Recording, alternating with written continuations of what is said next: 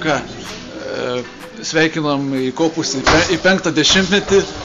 Kaip sakant, matosi dar parako netrūksta. Kaip pačią savijauta? Net 5 kilogramus. Aišku. O kaip sakant, dar minčių kabinti sportbačius kyla ar... Nežinau, jeigu ateis žaidėjų naujų, gal ir baigsis, jeigu bus tai. Viską parodys kitą sezoną. Vis tiek, ateis nauji žaidėjai, tai gal nustums ant atsarginio suolo. Šiuo metu eini į startą, tai kaip sakant...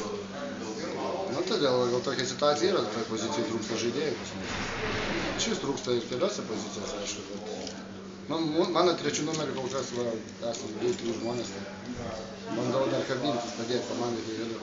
Bet ar aikštelė jaučiasi, kad jau, kaip sakant, 40 ir prieš tave žymiai jau... Aš nežinau, pernai jau labiau jautės.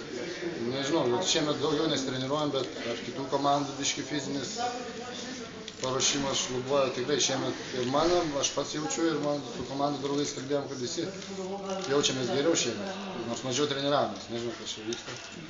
Gal kitos komandos mažiau. Kaip sakant, šiandien varžovai pasižymėjo nelabai švelnių žaidimų ir pats mėgsti tokį grubesnį žaidimą. Kaip sakant, gal tuo pačiu tau ir varžovas atsilygina. Ne, vėl mėgstu grubesnį žaidimą, viskas okei, tai paprasčiausiai teisėjai turi kontroliuoti viską.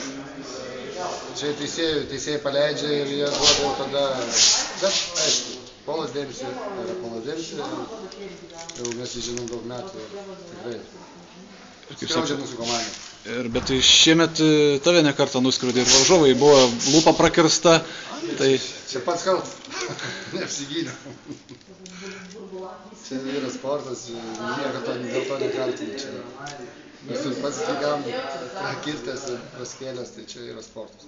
O kaip, manai, yra šansų į tą 4. vietą užsikabinti ar... Reikia praktiškai viską laimėti ir kad varžovai dar sužaistų. Aš galvoju, šis sezonas vis tiek buvo gan neblogas, nes tauriai pasiekėm čempionate, kai bus. Stengsimės, bet kamuolys apvalus. Gerai, dėkui ir...